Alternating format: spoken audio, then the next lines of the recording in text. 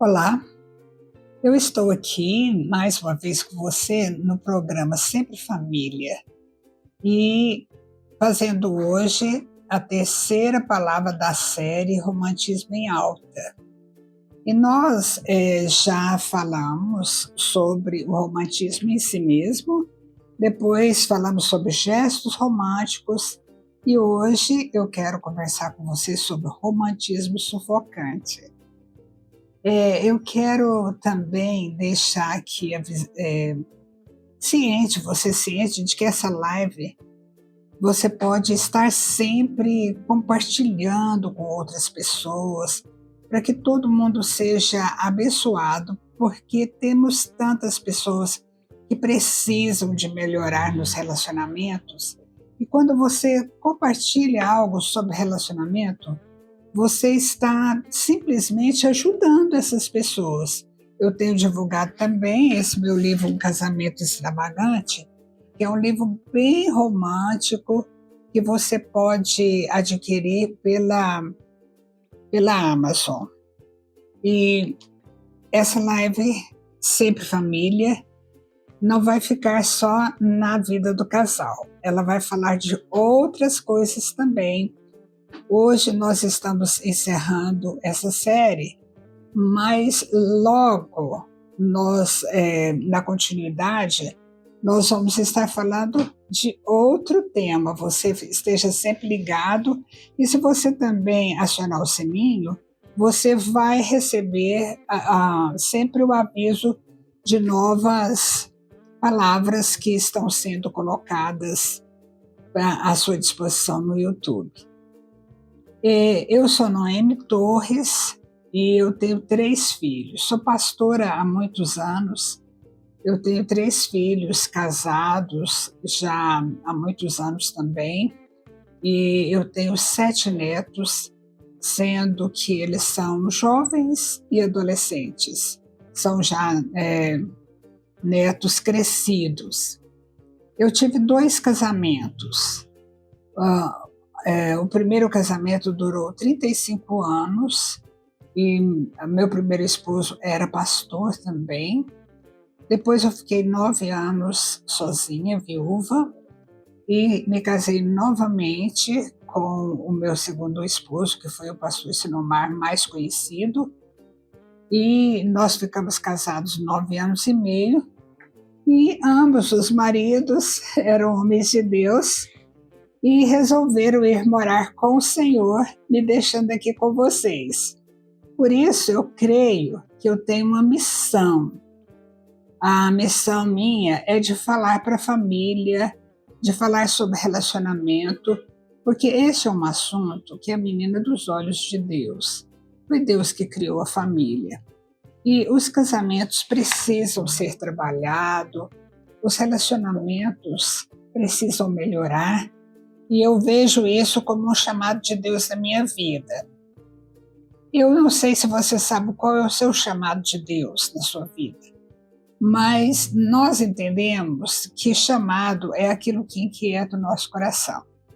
E o que inquieta o meu coração são os relacionamentos de família. Isso inquieta meu coração. Eu vejo isso como um chamado de Deus.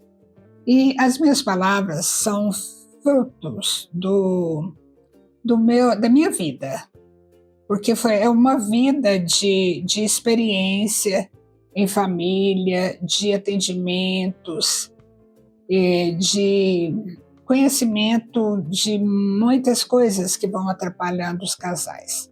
Por isso eu estou aqui com você, e hoje para falar sobre o romantismo sufocante. Mas o romantismo pode sufocar? Pode, também pode. A Bíblia apresenta muitas histórias boas e algumas histórias também de relacionamentos trágicos.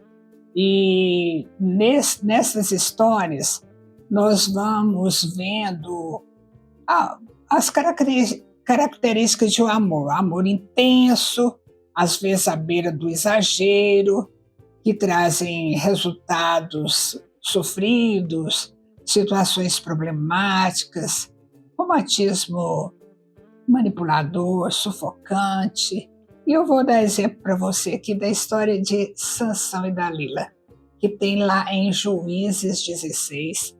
Depois você pode ler essa história e você vai entender assim os detalhes da história.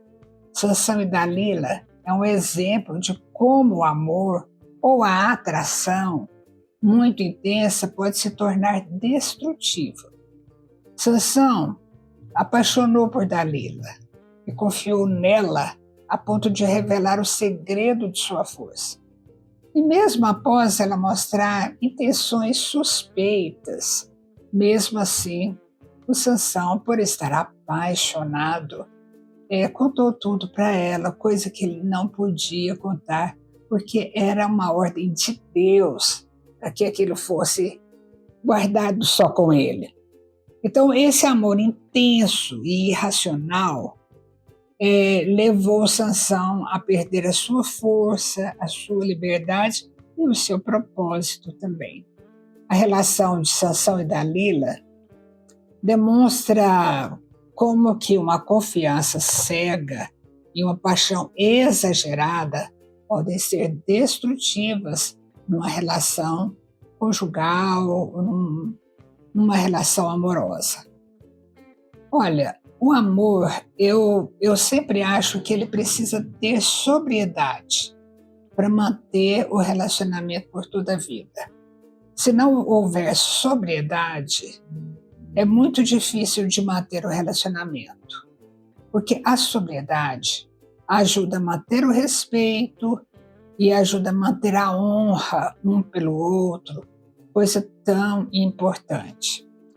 O romantismo pode se tornar sufocante quando ultrapassa o limite saudável entre demonstrações de afeto e possessividade. E isso pode acontecer, por exemplo, quando existe uma necessidade excessiva de atenção e reafirmação.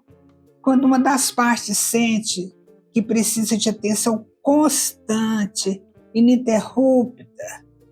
Eu vou dar exemplo aqui daquela vovó que está com uma netinha ou um netinho no colo. E ela começa a conversar com uma amiga e o netinho começa a tirar o rosto da vovó ou do vovô e não deixar a vovó prestar atenção na outra conversa. E ela está fazendo isso porque ela quer o quê? Ela quer uma atenção absoluta para ela. Isso, quando acontece no meio da vida conjugal, essa necessidade de uma atenção exclusiva pode gerar uma pressão emocional, pode gerar um desgaste para ambos no relacionamento. A minha mãe contava uma história de um casal e tinha um nome, inclusive ela falava o nome, mas eu não vou falar porque não fica bem. E isso é coisa também muito antiga, que a minha mãe contava a história de um homem que parou de trabalhar de tanto carinho com a mulher, ele não deixava a mulher ir no sol, ele segurava uma sombrinha para que ela não tomasse sol. E aquilo foi deixando aquela mulher tão sufocada, que aquele casamento acabou em época que casamento não acabava. Mas acabou naquele tempo por causa do exagero, por causa daquele sufocamento daquele homem. Olha, hoje é muito comum homens que param de trabalhar para poder ajudar a mulher no trabalho de casa, no cuidado com as crianças, e para de trabalhar. Isso não está certo, não é bíblico. O homem, o que dignifica o homem é ele trazer para casa o sustento para a família. Mesmo que a mulher trabalhe, ganhe bem, mas é importante para a autoestima do homem estar contribuindo de forma significativa para o sustento da família. Cuidado, viu? Cuidado com essa modernidade, tirando, às vezes, o homem do trabalho para que ele fique dono de casa. A pessoa romantiza demais a outra também, criando expectativas irreais. Exemplo, idealizar alguém a ponto de ignorar os defeitos ou esperar que a pessoa seja perfeita pode ser sufocante para ambos. Isso acaba criando uma pressão, levando a frustrações. Quando eu me casei, o meu marido estava acima do peso, com a barriga grande. Quem conheceu ele sabe dessa realidade. E eu o incentivei a ir ao médico, ao nutricionista, ir à academia, treinar. Íamos juntos para a academia, porque aí dava um encorajamento mútuo. E isso foi muito bom. Foi muito bom porque ele perdeu peso, ele se sentiu melhor e mais confiante. Olha, essa atitude minha foi muito melhor que fingir que a gordura o fazia bonito. Eu também não cheguei e falei para ele, olha, você está feio gordo. Não, não falei isso. Eu fui incentivando o meu marido a se cuidar. Olha, você vai se sentir melhor se você perder alguns quilos. Você vai se sentir mais saudável, vai diminuir a sua taxa de glicemia, vai fazer você ficar com a pressão mais controlada. Eu ia conversando essas coisas com ele e ele foi se conscientizando de que seria melhor para ele mesmo. E às vezes você coloca o seu parceiro no pedestal de maneira irrealista, tratando-o como se ele fosse perfeito, sem falhas. Isso cria uma dinâmica desconfortável e o relacionamento fica baseado em fantasia. Mas é preciso que você seja realista, é preciso que a realidade esteja presente no seu relacionamento. É como um homem que às vezes a mulher dele engordou muito e ele não tem coragem de chegar para ela e falar que ela precisa de fazer uma dieta, de se cuidar. E ele fica só dizendo para ela, não, eu te amo do jeito que você é. Tudo bem, ele ama, mas ele amaria melhor se incentivasse a mulher a melhorar também, porque aí a autoestima dela vai ficar melhor. Então, o romantismo não pode ser cego, não pode ser irreal, não pode ser uma fantasia. Ele precisa condizer com a realidade. Outra coisa também que pode ser assim muito desagradável é a invasão do espaço pessoal ou a perda da individualidade. Olha, gente, é tão bom não perder a individualidade. Eu tiro por mim que eu, agora que é tão recente que eu fiquei viúva, mas eu não tinha perdido a minha individualidade. Então, eu me retomei com uma certa até agilidade, porque eu fui respeitada na minha individualidade o tempo todo. Então, respeitar isso é muito importante. Um romantismo exagerado pode levar a comportamento de controle, de forma que a outra pessoa não possa praticar esporte, o esporte que gosta, ou ter uma atividade individual. Por exemplo, olha, uma mulher que gosta de encontrar as amigas e de conversar, isso pode ser tão saudável para ela que, se isso for tirado, ela pode se sentir infeliz, porque a mulher precisa de amiga. Mas às vezes o marido pensa, não, mas eu sou suficiente, porque eu dou muita atenção para ela. Mas essa atenção exagerada do marido pode tolher a esposa a ponto dela perder as suas amigas, perder sua individualidade. Da mesma forma, o homem, às vezes, que gosta de pescar, gosta de jogar futebol, por exemplo, ou praticar um esporte, ele deve ser respeitado nesse gosto dele, porque é o momento dele, é o momento da sua individualidade. E quando o romantismo se mistura com ciúmes intensos, ele se torna sufocante. Isso gera uma dinâmica de desconfiança, de dependência emocional, que não é saudável para o relacionamento. Você já viu a expressão amor demais sufoca? E então, se os pais dão para a criança de 2 aninhos um animalzinho, pode ser um pintinho, ou um patinho, ou até um passarinho, e essa criança pega esse bichinho na mão, e ela está tão apaixonada por aquele bichinho, que ela vai apertando que mata o bicho, porque amor demais sufoca. Assim é com a nossa vida, com a vida de você que é adulto. A falta de equilíbrio entre a vida amorosa e as outras áreas da vida pode sufocar o amor. Se a pessoa coloca o relacionamento amoroso acima de tudo, negligenciando os hobbies, as amizades, os objetivos pessoais, a família, isso pode sufocar tanto ela quanto o parceiro.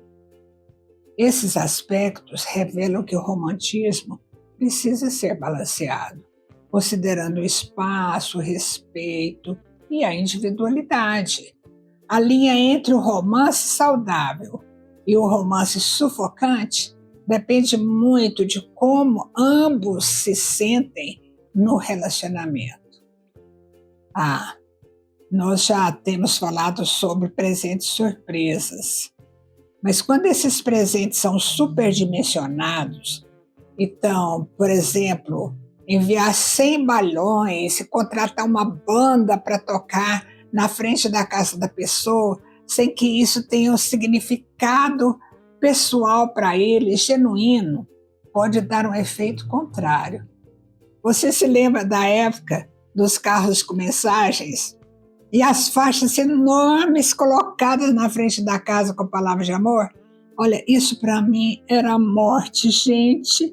Quando chegava um carro daqueles, eu pedia para o meu marido, não mande o carro, por favor, que eu vou te deixar decepcionado, porque eu não vou gostar.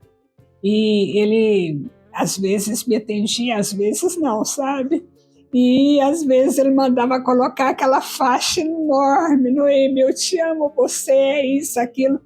Ai, meu Deus, eu nem saía na porta de casa, porque eu sabia que a vizinhança toda estava sabendo, todo mundo tinha lido aquilo, e eu achava aquilo muito. Bom, não dava um efeito bom para mim, sabe? E eu espero que tenha dado efeito bom para muita gente, mas é muito bom ser autêntico nessa hora.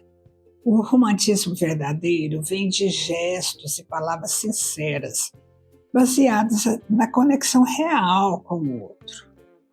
Equilibrar a intensidade é muito importante também. Não há problema em ser intenso. Tem pessoas que são naturalmente intensas, mas é importante que os gestos e as palavras se alinhem ao momento e ao que o outro está confortável em receber. Focar no significado pessoal também é muito importante. Em vez de gestos exagerados, opte por aqueles que têm um significado genuíno dentro do relacionamento, evitando clichês ou fórmulas prontas. Olha, é muito importante descobrir a dosagem certa que agrada a outra pessoa. Porque o exagero pode afastar o seu parceiro em vez de aproximá-lo. Cuidado com as surpresas muito extravagantes. Elas podem ter efeito contrário e podem causar uma frustração tão grande na pessoa que fez. Melhor evitá-las. Gestos de amor são mais eficazes quando são sinceros em vez de dramáticos. Eu espero que essa série tenha sido relevante para você, tenha te abençoado, tenha abençoado as pessoas que você compartilhou. E eu aguardo você na próxima série. Cada um na sua cadeira. Vai ser a nossa série a partir da próxima quinta-feira. Um abraço para você.